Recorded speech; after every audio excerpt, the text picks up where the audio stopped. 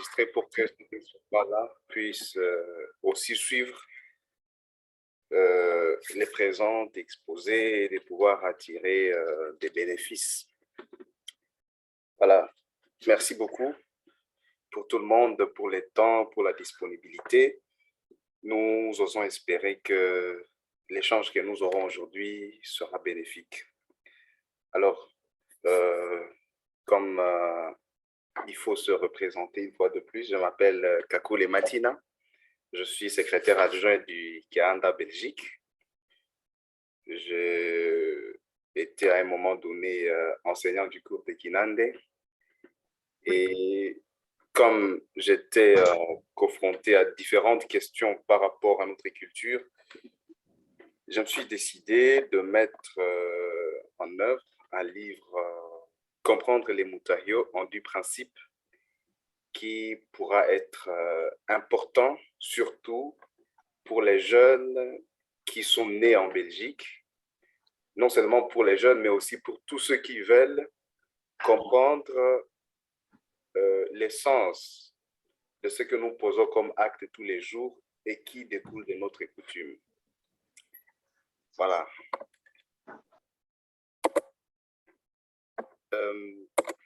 Alors, les livres que j'ai écrits s'intitulent « Comprendre les Mutahio en 10 principes ». Donc, j'ai synthétisé cette notion de notre culture en 10 principes. Et aujourd'hui, comme nous n'aurons pas tout le temps de parler de tous les principes, d'ailleurs, si je me souviens encore bien, on avait déjà parlé de 3 principes il y a quelques mois. Alors, j'ai choisi aujourd'hui de parler du principe 7 qui s'intitule la non-exhaustivité du Mutahio. Alors, la présentation de ce soir sera faite en 5 points. Les premiers points sera de savoir ou de rappeler ce que le Mutahio n'est pas. Nous allons ensuite définir le concept, parler du principe de la non-exhaustivité du Mutahio. Je vais aussi parler de l'objectif de l'ouvrage et ensuite du projet Itwe Benevene porté par les livres. Alors, ce que le Mutahio n'est pas, parce que c'est important vraiment de souligner, de connaître l'essence du terme dont on parle, mais aussi, avant d'en savoir plus, il faut savoir ce que ce n'est pas. Alors, le Mutahio n'est pas la dot, il n'est pas le prix de la fiancée, il n'est pas non plus un cadeau, ce n'est pas une compensation et ce n'est pas le mariage coutumier. Bon, alors qu'est-ce qu'est la dot? La dot, c'est tout simplement, dans la culture occidentale, un ensemble de biens qui sont apportés par la femme qui se marie. Donc, lorsque la femme se marie, elle vient avec des biens. Ce sont des biens qui lui sont donnés généralement par sa famille. Et ces biens-là, on va appeler ça la dot.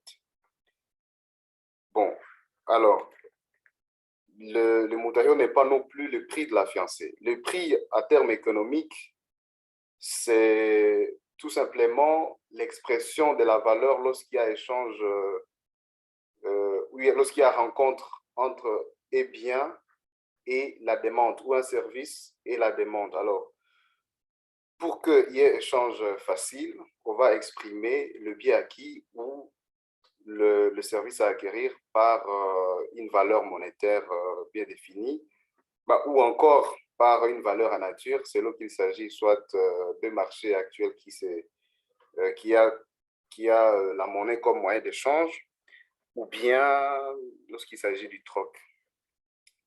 Bon, je n'ai pas développé les concepts de la dot, les premiers concepts là, puisque c'est aussi un concept polysémique. Bon, alors ce n'est pas un cadeau. Donc, les cadeaux, c'est quelque chose qu'on donne à quelqu'un pour le contenter, pour qu'il soit un peu plus heureux, quoi, tout simplement. Donc, c'est un symbole qui a cela pour rôle. Ce n'est pas non plus une compensation. On ne dit pas, comme par exemple, on a investi autant de choses, ou on perd autant.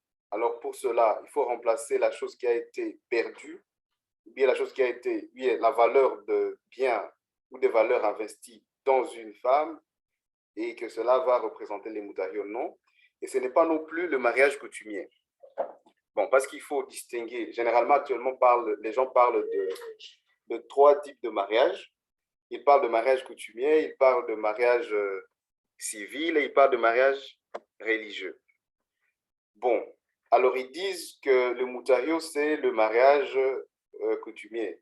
Eh bien non, parce que tout simplement, coutumièrement parlant, donc dans notre histoire de la coutume dont vient le mutario, il n'était pas question juste de verser le mutario pour dire que le mariage a été conclu. Il fallait autre chose. Donc il n'y avait jamais légitimité d'être ensemble ou de vivre une vie de couple pour deux fiancés qui sont juste liés par le contrat du mutario.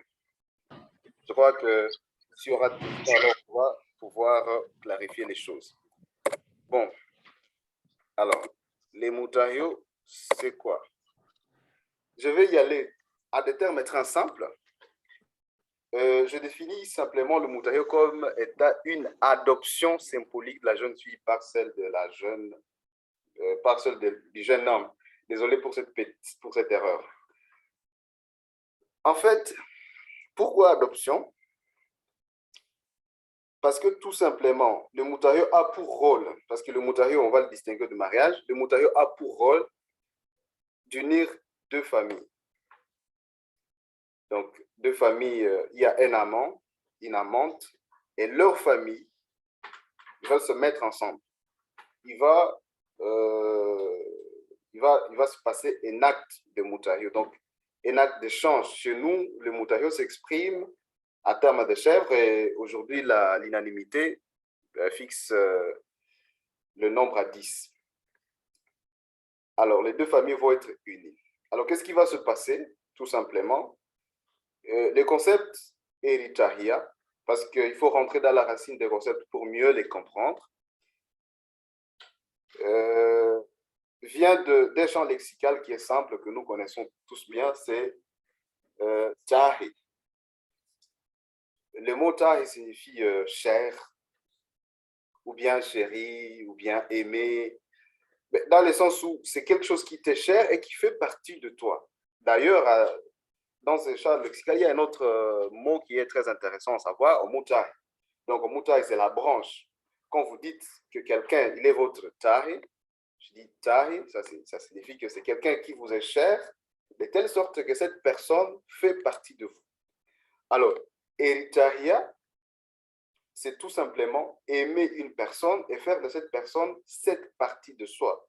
Mais ça rentre dans le concept de deux personnes de sexe opposé qui, voilà, dont l'un veut faire de l'autre une partie de soi. Et les deux deviennent une branche. Donc, si on considère la famille comme l'arbre et l'homme qui est déjà une branche à laquelle on va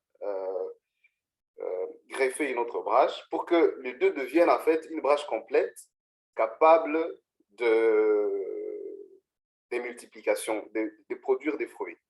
Et on utilise le verbe erevota qui n'a de multiplier. Voilà. Alors, en fait, le mutario, c'est une adoption symbolique. Mais cette adoption-là n'est pas finie. Cette adoption-là, c'est fini quand il y a mariage, qu'on va appeler Owu-Eruchi. Donc, la jeune fille qui a été adoptée, on va l'appeler Omwaliana. Donc, ça veut dire qu'elle devient la fille de ses beaux-parents par leur fils. C'est tout simplement une addition de deux concepts. Nous avons Omwari Ana. Omwari A, donc une fille par son fils, ou par son enfant. Et dans l'ancienne coutume, lorsqu'on accueillait la jeune fille, donc dans le mariage coutumier maintenant, dans le vrai sens du mot, lorsque la femme était accueillie chez ses beaux-parents, c'est sa belle-mère qui l'accueillait, qui la mettait sur ses genoux et qui criait « Aujourd'hui, j'étais affrontée ». Donc, une forme de nouvelle naissance. Et dans ce qu'on appelait Owu-Eruchi ou les mariages coutumiers, voilà, elle portait les titres de Mouol. C'était une forme de couronnement. Bien, nous avons dit le mutario a pour objectif unir et rendre responsables les deux parties de famille. Donc, rendre responsable. Je vais Donc, pour avoir beaucoup plus de détails sur ces éléments-là, il faut tout simplement parcourir l'ouvrage, c'est beaucoup explicité. C'est aussi la reconnaissance entre les deux familles. Bon, ce que j'attends par reconnaissance, Erishima, je pourrais plutôt dire, comment, apprécier. Voilà, apprécier. Donc, deux familles qui s'apprécient. En fait, le jour où l'on remet le moutario, 10 chèvres, on ajoute une chèvre qui n'est pas comptée comme faisant partie du moutario. On appelle ça un Mbene Erishima. Et c'est cette chèvre-là qui est égorgée. Donc, on l'égorge et au village, on remettait presque la quasi-totalité à la famille du jeune homme dans ce qu'on appelait EVT, donc dans des paniers. Bien. Donc, il faut que les deux familles donc, se reconnaissent. Les 10 chèvres, c'est tout simplement un acte de signature. Vous savez, chaque culture ou chaque communauté a sa façon de percevoir les choses. Chez nous, la responsabilité s'exprime généralement en termes de chèvres. Par exemple, quand il y a quelque chose à résoudre comme problème, on va apporter une chèvre. Ou bien, quand on veut se reconnaître responsable d'une chose, on apporte une chèvre. Alors, mais le moutario, au début, c'était un acte informel. Donc, on pouvait juste donner deux parents, donc un papa et un autre qui s'aiment bien, qui se respectent, qui veulent rester des très, très grands amis. Ils pouvaient échanger des simples outils ou de petits cadeaux et c'était fini.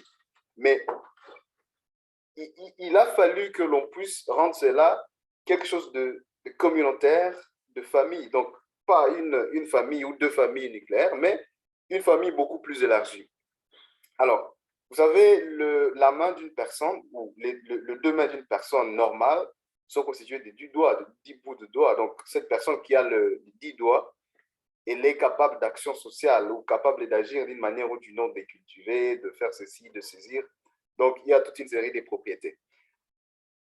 Alors, on considérait que si 10 personnes d'une famille élargie pouvaient, au moins 10 personnes pouvaient chacun apporter une chèvre, donc, où cette personne dit, je suis responsable, j'accepte que l'un de nous puisse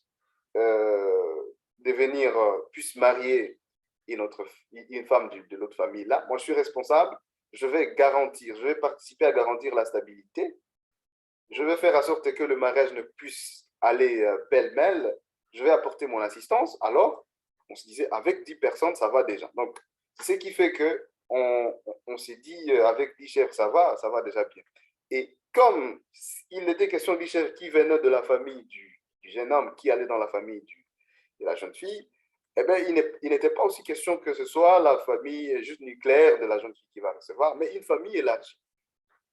Donc, voilà, c'est aussi à réservant, aussi on accepte, dit, voilà, nous, cette personne devient pour nous quelqu'un de cher qui nous autorisons que ce mariage ait lieu et nous autorisons également de traiter, de travailler ensemble avec cette autre famille-là.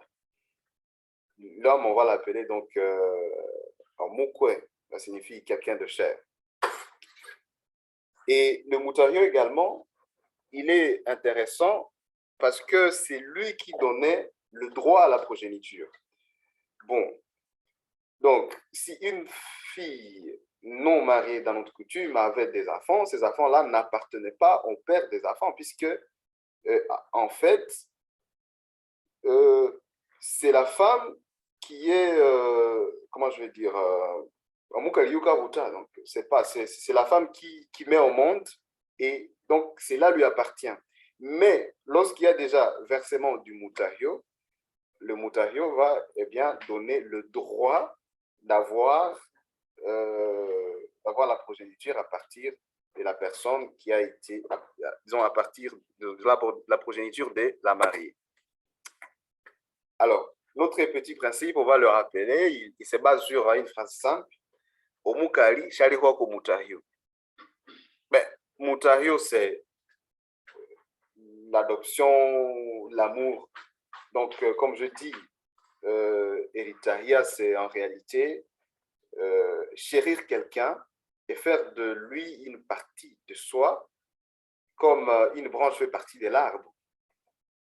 Donc, faire de l'autre une branche de soi. Alors, ces principes, donc on ne finit jamais Eritrea. Je ne sais pas comment on dirait Eritrea en français. Il signifie tout simplement qu'on n'achète pas une femme. C'est très important parce que ceux qui oublient ces principes enlèvent à la femme sa partie affective et son appartenance familiale, parentale. Donc, la femme épousée reste quand même la fille de ses parents et appartient toujours à sa famille. Donc, ce n'est pas un bien qui a été acheté. Et, cette action, disons, le homotario, ce n'est pas un acte ponctuel, mais plutôt un processus continuel. Comme qui dirait, on n'aime pas une fois et on finit par là. Donc, on continue. Il y a toute une série de choses qu'il faut continuer de faire lorsque on veut affirmer cette affaire. Le bien, lui, lorsqu'on l'acquiert, c'est définitivement qu'il appartient au propriétaire. Mais dans le contexte du mutario, non. Voilà, donc je vais être un peu plus bref. Donc je rentre sur l'objectif de l'ouvrage. C'est voilà, essayer d'apporter quelques réponses aux interrogations sur le mutario. Amener également la jeunesse à disposer des documents qui peuvent lui permettre d'interroger, de connaître ce qu'elle a à hériter. Ce qui a toujours été intéressant, d'une part ou d'une autre, c'est aussi de connaître ce qu'on a. Et ce qu'on a à hériter n'est toujours pas nécessairement parfait. On peut toujours faire de cela quelque chose de parfait. Donc, et là, il faut d'abord connaître. Donc, une jeunesse européenne qui pourrait connaître ces éléments, c'est quand même intéressant puisque de toutes les façons, ça s'applique lorsqu'il faut parler mariage. Bon, alors les livres, voilà, il a été écrit pour aussi contribuer à un plus grand projet. J'ai directement très vite mentionné, c'est là dans les livres, dans la première page. Alors, bon, quel est le projet? Le projet, je l'ai intitulé It Was an Event. Donc, le projet existe, je peux vous le partager si vous voulez bien. C'est un projet où on veut propager une idée de l'autoprise en charge. Donc, nous-mêmes, nous pouvons nous aider, mais aussi aider les nôtres. Les revenus, comme le message a été mis dans le groupe de ces livres, va nous permettre d'encadrer les déplacés de massacre de Béni par l'entrepreneuriat. On s'est dit, ce sont des personnes qui commandent, voilà, qui ont perdu une bonne partie de leur dignité, mais c'est possible quand même de les aider à se prendre en charge. Et ça, nous, on s'est dit, si on achète ces livres à 15 € un exemplaire, il y a déjà 10 € qui seront mis dedans. Et donc là, on va commencer d'abord par la pâtisserie, l'agriculture urbaine, etc. Et l'idée, c'est que les femmes travaillent ensemble, les hommes travaillent ensemble, les jeunes travaillent ensemble, et ils font une caisse commune où un dixième de leurs bénéfices, ils les mettront ensemble pour booster leur capacité de travail ensemble, leur capacité d'investissement. Et aussi, c'est de dire, il faut qu'on puisse soigner ces personnes-là puisqu'elles sont confrontées à des difficultés énormes sur les plans sanitaires, psychologiques. Et voilà, si on arrivait un jour à construire, à mettre en œuvre des bâtiments bien appropriés pour un hôpital qui va permettre de les prendre en charge sur le plan holistique. Donc travailler sur le plan, les aider sur le plan psychologique, sur le plan mental, sur le plan médical, etc.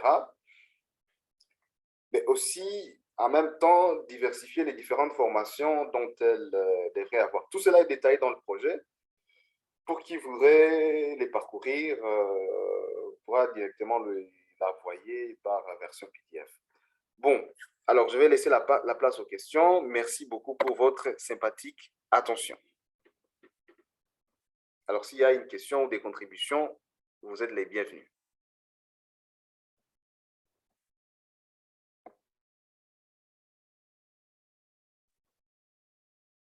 Allô, vous m'avez suivi?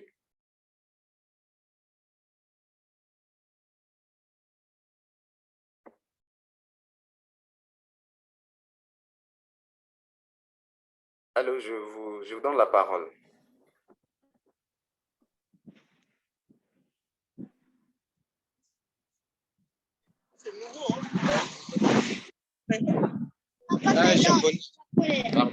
Oui, maman Vira.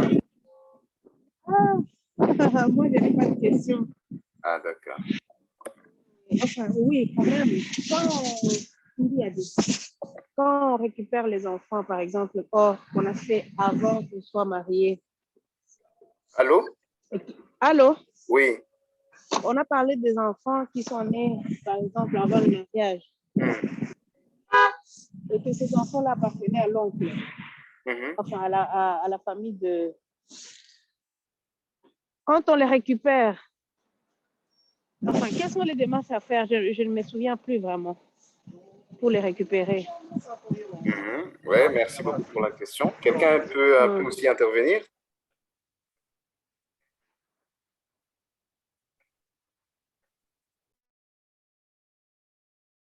Allô? J'aurais souhaité que ce soit plus ou moins interactif, que tout le monde apporte à son point de vue ce qu'il a vécu comme expérience. Ça va beaucoup plus enrichir le débat, quoi. Ouais.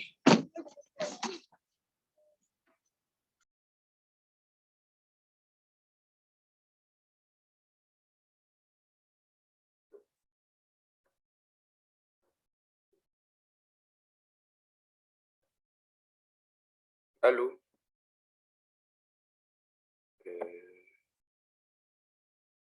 Je suis en train de me demander. On t'entend, moi je t'écoute. Hein. Oh, je me demande si techniquement tout le monde m'écoute en fait. Oui, moi très bien. Uh-huh.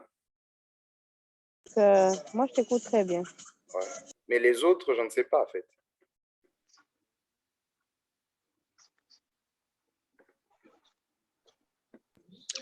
On t'écoute, hein? Ça va, hein? Bon, moi, je t'écoute. Ok, merci.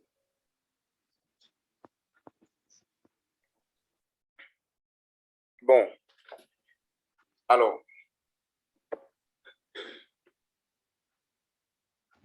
Alors ça, c'est... Oui, bon, donc tu as les enfants qui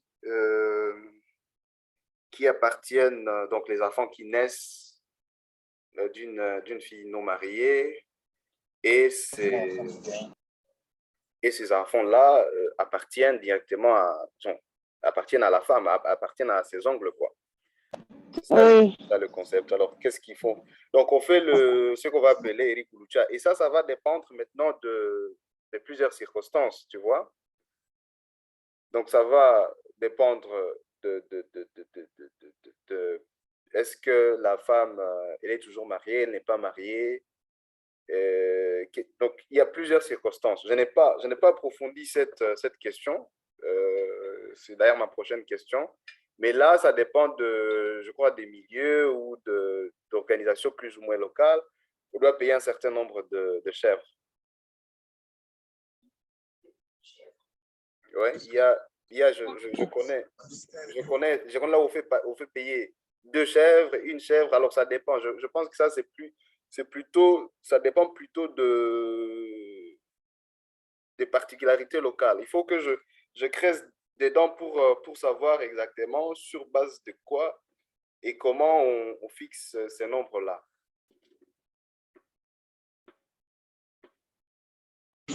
Ok, merci. Je reviendrai vers toi alors plus tard. Ok. Je crois que pour être plus précis, je dois d'abord creuser la question en question. D'accord. D'accord. Merci.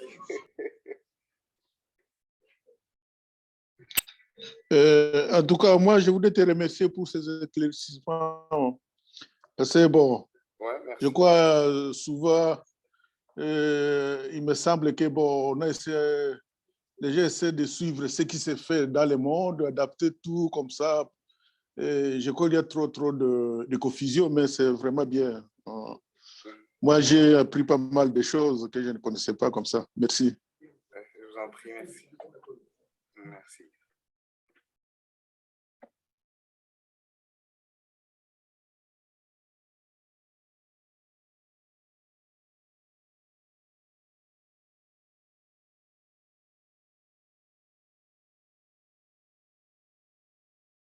Bon, oui, merci beaucoup. Est-ce qu'il y a quelqu'un d'autre qui a à dire?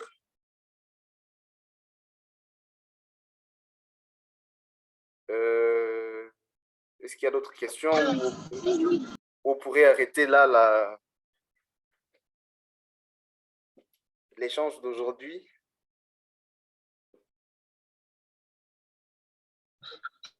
Je pense que vraiment, c'est pas si tout pour les jeunes, hein. Parce que beaucoup de jeunes, notamment nos enfants qui sont ici, ils pensent que, voilà, d'autres, toutes ces choses-là, c'est vraiment vendre quelqu'un, hein. Ils sont dans cette optique-là. Ils essaient d'adopter les choses par rapport à l'Europe. Ils disent, mais à quoi ça sert? C'est une sorte de vente. Moi, je crois qu'on doit éclaircir ça davantage chez les enfants pour savoir que ce n'est pas ça. Ça n'a rien à faire avec ça. C'est vraiment unir les deux familles ensemble. Et ça, c'est ce qui est important, en fait. Oui, merci beaucoup, pasteur. En fait, il y a... Allô? Il y a beaucoup... Oui. Oui, effectivement, je crois que les malentendus qui sont autour de la question doivent être élevés, bien entendu. Et si on y arrive, je pense que ça peut être intéressant. Oui, tu veux parler. Mais je voulais aussi dire que le malentendu des jeunes d'aujourd'hui vient du fait aussi que nous, en tant que parents, on ne leur parle jamais de ça. C'est quoi les coutumes de chez nous, ou bien que ce soit au point de vue pour le mariage ou autre chose, pour un deuil, pour, je ne sais pas, un événement. C'est à nous, les parents, maintenant, d'essayer d'inculquer à nos enfants, de leur parler de nos coutumes. C'est vrai, ils s'adaptent à l'Europe parce qu'en Europe, voilà, ça ne se fait pas quand ils vont dans des fêtes de leurs amis. Mais c'est quand, par exemple, ils viennent présenter une fille ou un garçon, qu'on leur dit, écoute, chez nous, il y a ceci, il y a cela. Il faudrait que nous, en tant que parents, on puisse commencer, dès qu'ils sont petits, à leur parler de ça. Ou même quand ils grandissent, malgré le livre, voilà, le livre va contribuer, voilà, à aider les parents à expliquer aux enfants. Et que nous, on continue à leur parler. Voilà, quand tu rencontreras une fille ou quand tu rencontreras un garçon, il faudra que tu lui dises ceci, cela. Mais il faut que le parent soit aussi au courant.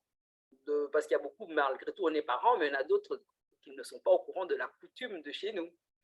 Voilà mon intervention.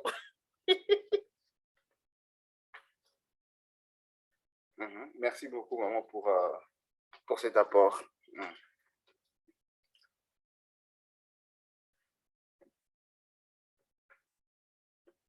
Bon, ok, voilà. Alors, s'il n'y a pas de questions particulières, je vais peut-être... Oui? Je peux... Allô? Ah. Allô? Vous m'entendez? Allô? Allô, oui? Oui. Vous m'entendez? Oui, on vous écoute. Oui.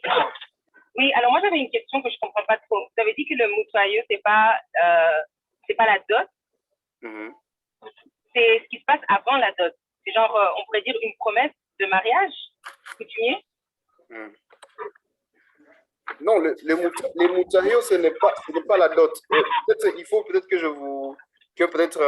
pour qu'on soit sur la même ligne. Qu'est-ce que vous attendez par dot? Dot, pour moi, c'est le mariage coutumier ou justement quand vous parliez des 10 chèvres et tout ça, moi, je croyais que c'était ça la dot. Donc, je ne comprends pas trop la différence entre les deux, en fait. Ah oui. Bon, merci beaucoup. Je vais désactiver votre microphone pour que je parle un peu plus aisément. Sans... Bon, alors, ce qu'il faut maintenant savoir de la dot. Le mot dot, il a été repris, par exemple, dans la législation congolaise, dans le Code de la famille. Bon, pour essayer d'expliquer quelque chose comme le mutario. Bon, alors on peut se dire que dans toutes les cultures qui entourent les bananes, par exemple, on va prendre cette culture, cette autre-là, ou même les cultures africaines. Bon, je pense que c'est plus ou moins différent, mais ce n'est pas la même chose. Alors, les concepts qui signifient ces biens-là qui sont donnés par la famille de l'homme à la famille, non, qui sont donnés par la famille de l'homme à la famille de la femme, on va par exemple appeler ça dot. OK. Maintenant, la question, c'est de dire, est-ce que quand on parle dot, puisque la dot, c'est un concept français, ce n'est pas un concept africain ou un concept de langue africaine, est-ce que ça signifie ce que nous avons chez nous? Ben, eh bien, non. Je vais d'abord, je vais y revenir très, très succinctement. La première chose, c'est qu'il y a 3 définitions de la dot. La première définition dit ceci. La dot, c'est un ensemble de biens que l'épouse va apporter au foyer lorsqu'elle se marie. Donc ça va être la première définition. La deuxième définition, c'est que la dot, c'est les prix de la fiancée apportés par le mari ou la famille. Qu'est-ce que ça veut dire? Les prix d'une femme va être, donc dans les sociétés où on considère la femme comme un bien, cette femme-là, elle va avoir une valeur. Donc, les prix maintenant qu'on va payer pour l'acquérir, on va appeler ça dot. Et vous savez bien que lorsqu'on parle de prix, le prix n'est pas, il n'est pas constant. Il est plutôt variable. Donc, on va se dire, eh bien, si le bien qui est recherché a une propriété qui le distingue des autres biens, ce bien-là va être beaucoup plus cher. Ou si le bien il est très sollicité, il va être beaucoup plus cher. Donc, il y a toute une série d'éléments qui vont faire que le bien varie de prix. La troisième chose, la définition de la dot, c'est, on va appeler ça les douaires. Mais ça, c'est le droit ancien. Ça veut dire quoi le concept? Ça veut dire que l'homme va mettre à côté un ensemble de biens et il dit, si ma femme me survit, elle va avoir ce bien-là comme sa propriété, donc comme une forme d'héritage. Vous savez, il y a des cultures où, lorsque l'homme meurt le premier, par exemple, la famille peut venir, la famille de l'homme peut venir et ravir tout de la veuve. Alors, à ce moment-là, l'homme va dire, mais la femme, donc je vais réserver un certain nombre de biens que la femme va prendre si elle me survit. Et à ce moment-là, la dot signifie douaire. Mais ça, c'est dans les droits anciens. Donc, je ne sais pas si ça s'applique effectivement dans quelle culture pratiquement, mais je sais que ça, c'est une notion de droit ancien. Alors, quelle est la différence entre mutario et dot? D'abord, la première chose, c'est que le mutario, comme nous le savons, ne rentre pas dans la première définition, parce que dans la première définition, on a dit la dot, en français vraiment, là je suis dans les français, je suis puriste. Le mutario, ce sont des biens que la femme va apporter dans son foyer. Mais quand on parle de mutario, ce ne sont pas le bien là que la femme va apporter dans son foyer. Donc ça, ce n'est pas la dot. La deuxième définition, c'est le prix de l'épouse. Alors chez nous, est-ce que le mutario, c'est le prix de l'épouse? Ça, non, parce que le mutario, il y a un principe, je n'ai pas parlé de tous les principes, il y a le principe qui dit il y a indépendance ou non-corrélation entre la valeur d'une fille et la valeur du mutario. À d'autres termes, nos ancêtres l'ont dit à des termes clairs. Ça signifie, vous ne pouvez pas, par exemple, dire, voyez comment vos chefs se comportent, nous, ça ne reflète pas l'intelligence de notre fille, sa beauté, les degrés où elle est sollicitée. Non. Donc, la chèvre, c'est la chèvre, dans un tout premier temps. Donc, parce que, en fait, il n'est pas question de dire la santé de la chèvre, le prix de la chèvre, le ceci de la chèvre a une certaine relation avec la femme. Et d'ailleurs, si jamais il y avait cette relation-là, eh bien, à ce moment-là, on faute contre le principe du mutario. Donc, le mutario, donc la femme, lorsqu'on fait le mutario, ce n'est pas une fille qui est mise à vente. Donc, c'est là où peut-être on peut aussi interpeller ceux-là qui, n'ayant pas connu ayant ignoré ses connaissances, pourraient peut-être aller vers là, à jouer une forme de mauvais calcul. Ben, on se disait, il existe une chèvre en tant que telle, et une chèvre dite de Moutario, qui, elle coûterait 1000 euros ou 5000 euros. Et donc, pour les 10 chèvres, il faut débourser les 50 000. Non. Donc, c'est la chèvre. Qu'elle soit âgée de 18 ans, de 20 ans, de 30 ans, de 60 ans, de 90 ans ou de 99 ans, 10 chèvres. Qu'elle ait des enfants, qu'elle n'ait pas des enfants, 10 chèvres. Donc, voilà, ce n'est pas vraiment les prix de la jeune femme. Bon, troisièmement, en fait, comme on a dit, la dot, c'est le douer. Non. Le mutario, ce n'est pas un ensemble de biens que l'homme va mettre de côté pour que, en fait, sa femme puisse les hériter au cas où elle lui survivrait. Donc, ce n'est pas ça. Alors, vous considérez que la dot, c'est aussi le mariage coutumier. Bon, aussi, c'est à clarifier, je pense. La dot, ce n'est pas le mariage coutumier. Le mariage coutumier chez les Mounandes, il se passe comment? Donc, condition sine qua non, c'est le mutario. OK. Donc, le mutario, 10 chèvres plus un béné erishima. Donc, donc c'est la chèvre de quoi? D'appréciation. Erishima signifie apprécier quelque chose. Bon, ou alors en français, peut-être beaucoup de gens diraient remercier. Oui, ça signifie apprécier, généralement. Oui, apprécier. Donc, quand on dit Erishima, ça signifie apprécier. Bon, alors, donc la dot. Donc, disons le mariage coutumier. Première étape, mutario. 10 chèvres pour 10 chèvres plus un béné Erishima. Alors, maintenant, après ça, il n'y a pas encore mariage coutumier. Parce que si les deux personnes se mettent ensemble, que ce soit coutumièrement, que ce soit actuellement, bon, il y a quand même une situation d'illégitimité.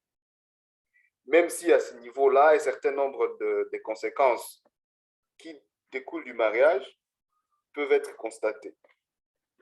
Alors, en fait, qu'est-ce qui va se passer qu'est-ce qui s'est passé dans la sienne? Puisqu'il il faut parler de mariage coutumier. Dans le mariage coutumier, maintenant, il fallait organiser ce qu'on appelait Owu-Heruchi. Dans les Owu-Heruchi, c'était la famille de l'homme, disons, la famille de la femme, disons, la famille de l'homme qui va faire quoi? Qui va demander maintenant pour le mariage. Et pour demander, on va apporter ce qu'on appelle Mbene Yeresava. Et donc, Yeresava signifie demander. Donc, vous voyez que si il y avait mariage, coutumièrement par là, on n'allait plus demander. Mais alors qu'il y a déjà, donc le mutario c'est déjà fait, on va maintenant demander. Et quand on va demander, la fille, elle vient accompagnée accompagnée de sa grand-mère, accompagnée de jeunes filles, accompagnée d'une fille qu'on va appeler, une petite fille plus ou adolescente qu'on va appeler Omubeiriam, accompagnée de son oncle, accompagnée de son grand frère. Ils vont venir dans la famille de l'homme le premier jour. Et le premier jour-là, cette fille, elle va dormir dans la maison de son beau-père. Donc, il y a une chambre pour elle. Et d'ailleurs, c'est ce jour-là que la maman, la mère de cette fille-là, va l'accueillir, elle va la faire asseoir sur ses cuisses, elle va crier « Aujourd'hui, j'étais affrontée ». Donc, elle devient son enfant. Elle dort là le premier jour.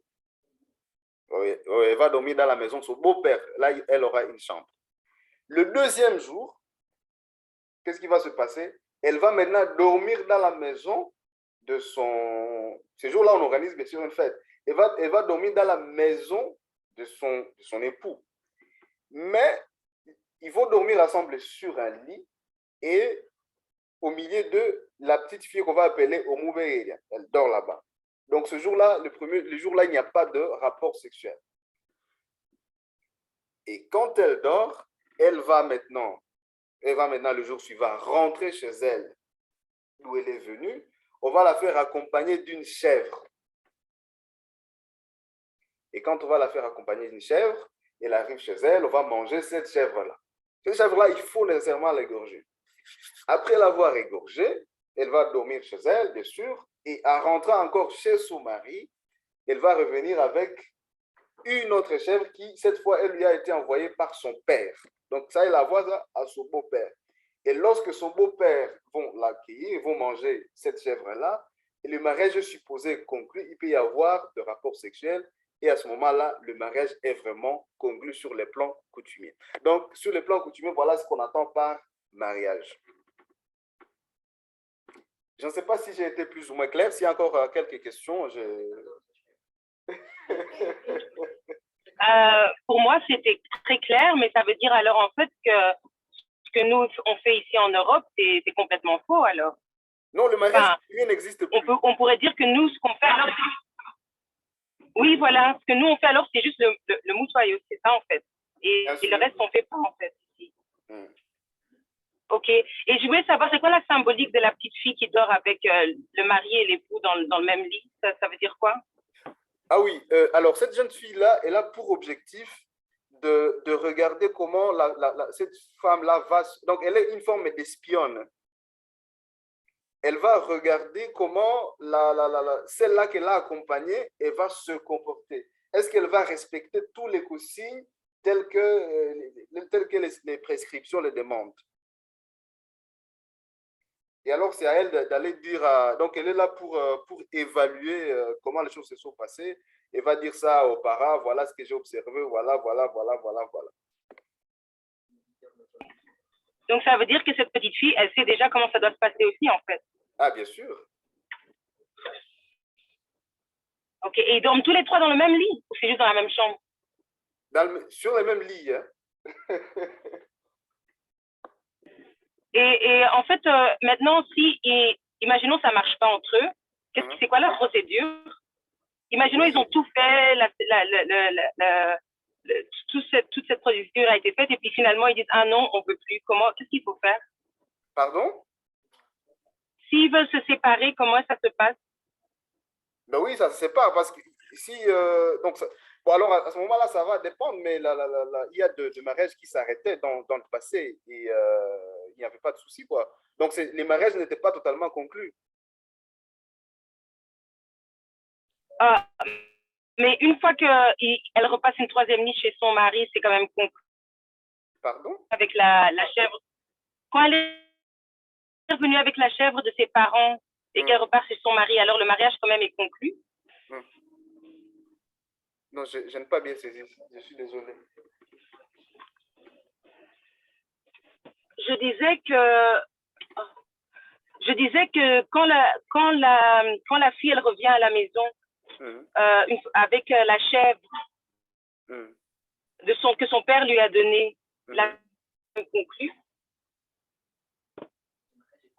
Oui. Donc, en fait, il doit y avoir ce qu'on appelle l'échange des chèvres. Donc, la première chèvre, elle est envoyée au père de la fille. Et la deuxième chèvre, elle est envoyée au beau-père de la fille. Alors maintenant, moi, peut-être, je ne sais pas la connexion, apparemment, est-ce que c'est des problèmes à connexion ou... Non, c'est moi parce que je suis dans la voiture. Ah, ok. Parce que je n'ai pas bien compris la question, donc j'ai du mal à répondre précisément.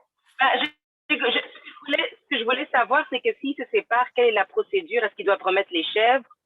Est-ce que la fille doit redonner ce qu'on lui a donné, oui ou non? Ben, le chèvre là supplémentaire, non. Ce qui est, donc, dans le marais, ce qui est restitué, c'est les moutarios. Ouais. Moutarios, c'est 10 chèvres. Ok, ça va. Voilà, c'est les moutarios qu'on restitue s'il y a rupture.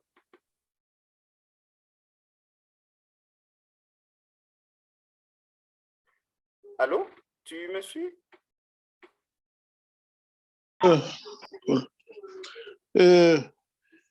Martina, oui. Est-ce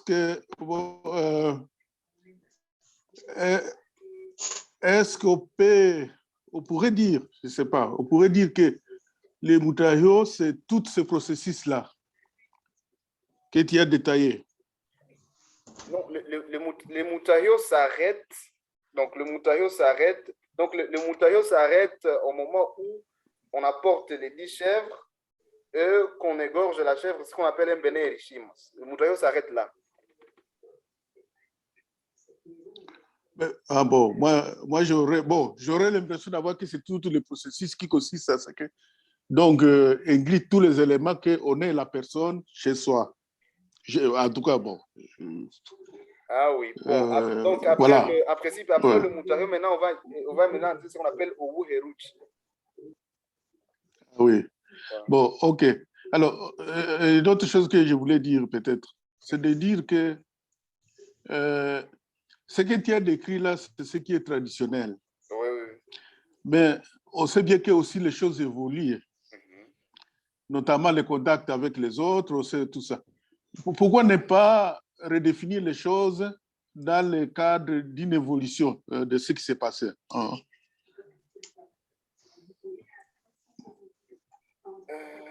Vous avez compris ma question, en fait? Oui, je comprends bien. Ouais. Oui. Pourquoi ne pas, par exemple, faire une suite à ton livre où tu dis, voilà, c'est ce qui était traditionnellement. Parce que je ne suis pas sûr que tout ce que tu as cité là pourrait être une évolution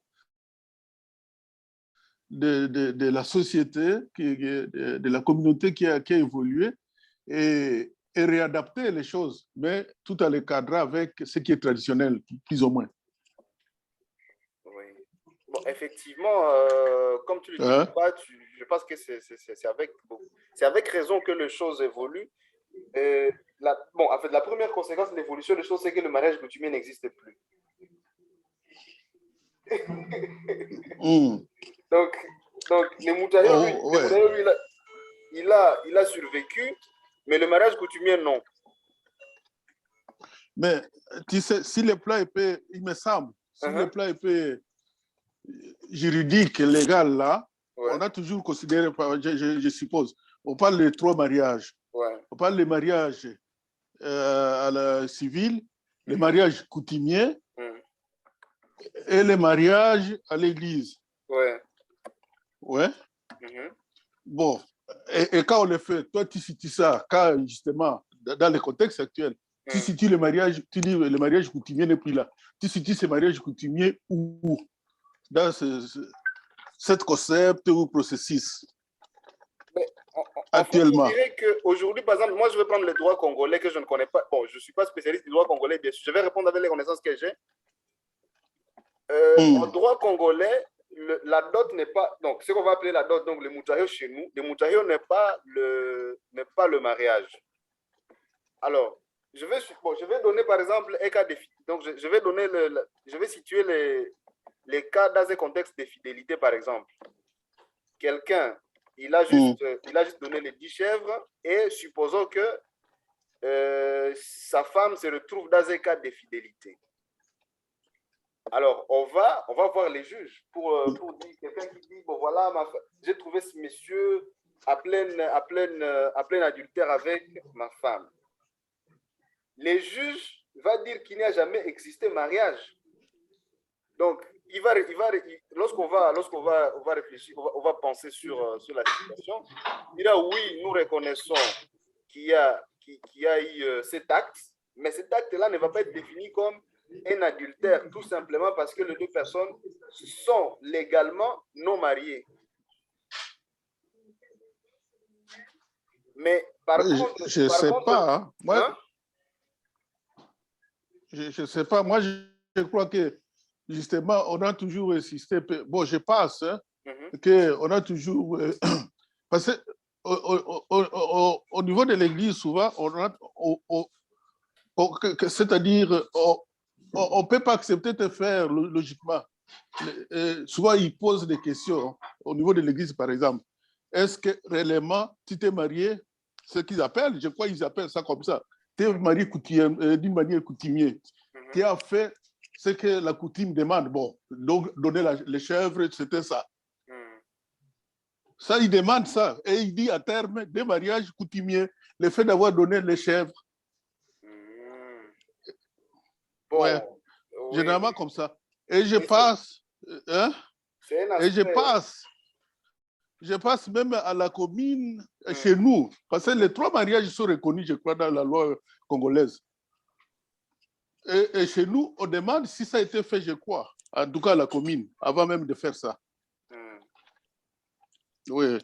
Mais bon, il faut demander un peu les mais je pense c'est comme ça que ça se passe, il me semble. Oui, papa. Alors, vous avez fini de parler?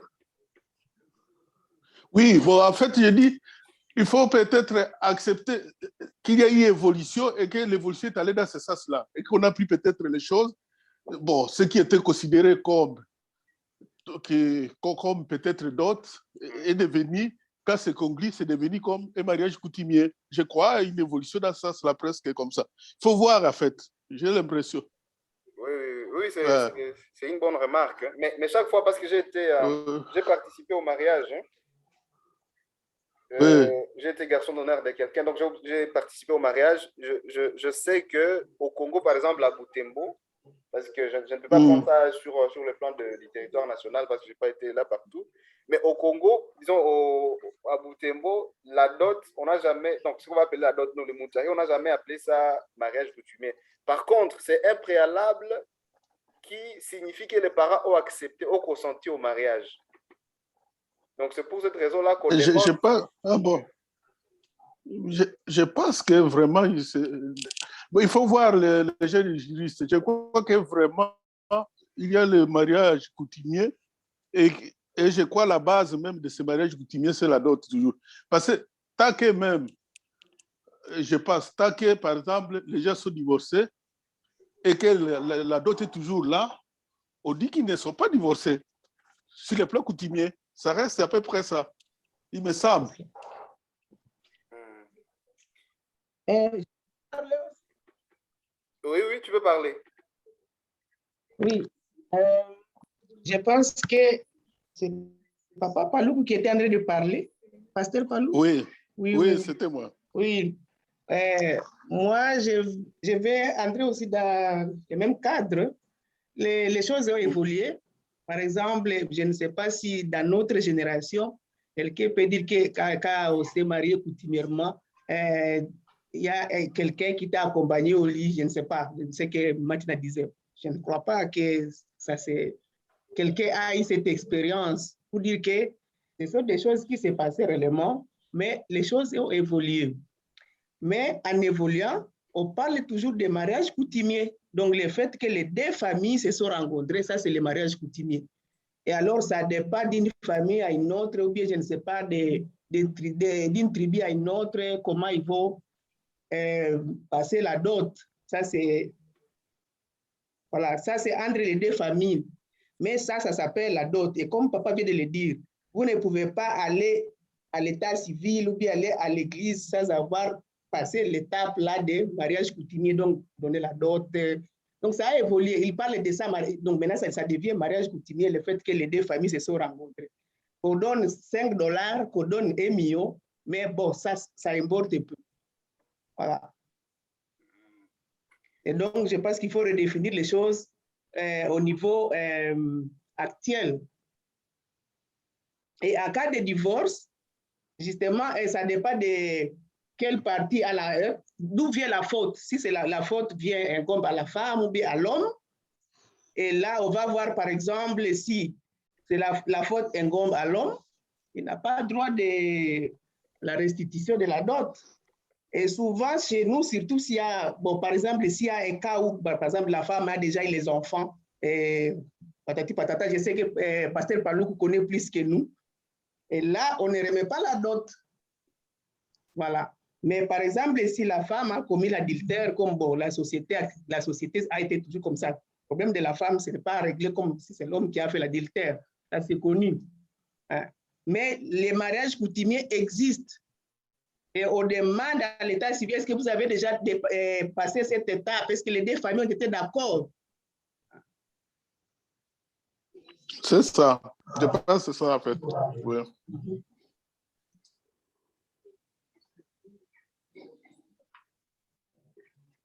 Oui, bon, merci beaucoup. Hein. Sinon, c'est bon, voilà, c'est vraiment un très bon débat. Sinon, moi,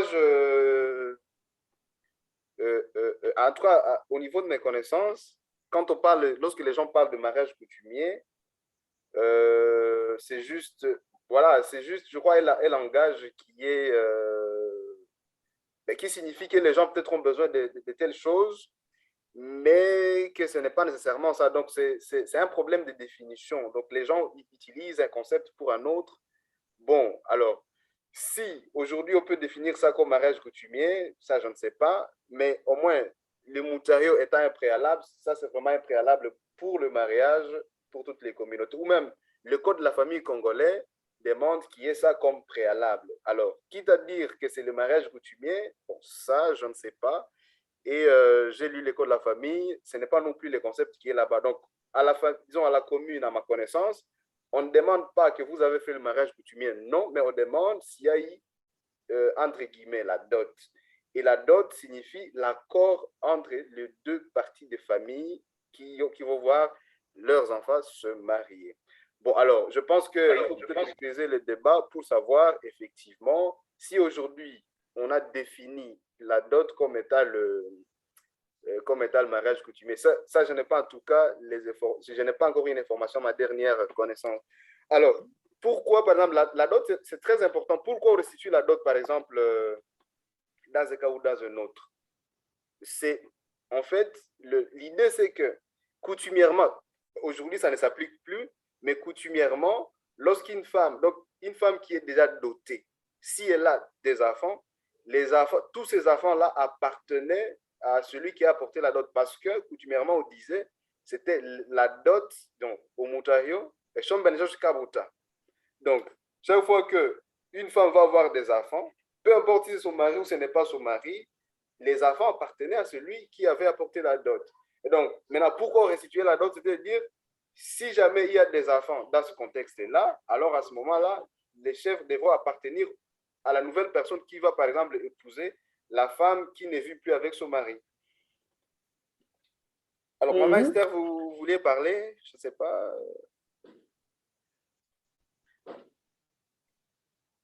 Non, c'est moi qui voulais ajouter justement à ce que vous venez de dire.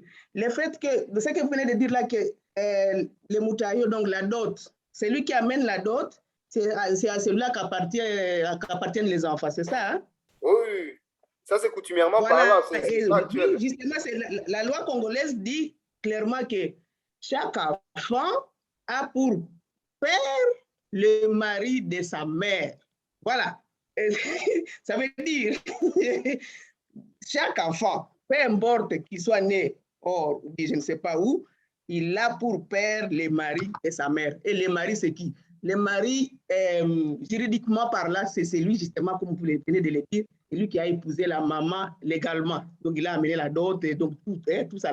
Donc, chaque enfant a pour père le mari de sa mère.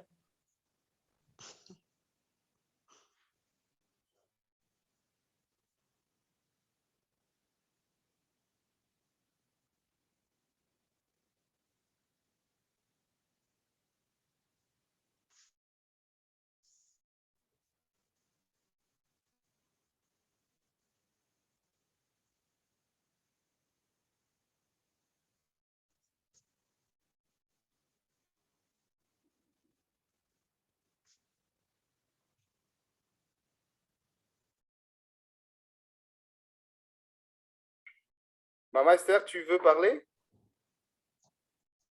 Ah non, non, non, non, non, je m'excuse, je crois que j'ai chipoté avec les boutons.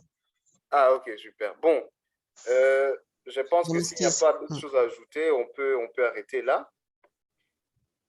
Mais c'est juste rappeler que demain, on pourra se voir au culte d'action de grâce à Otigny. Et voilà, donc nous sommes tous bien invités. Pour ceux-là qui ne connaissent pas l'adresse, je vais essayer de rappeler. Bon, je crois que tout le monde a l'adresse dans les groupes, quoi. Oui, oui, oui. Nous avons eu l'adresse à Otigny, non? Oui, Otigny. Bon, par contre, celui qui voudrait avoir les livres, donc demain, c'est à 15 € qu'on pourra avoir un exemplaire. Et comme je vous ai dit, en achetant un exemplaire, vous contribuez à ces grands projets que je peux vous partager si vous voulez par WhatsApp. Merci. Bon, à mon niveau, en tout cas, je pense qu'on peut arrêter la conférence par là. Et merci pour votre participation. Merci à vous aussi. Wasinga,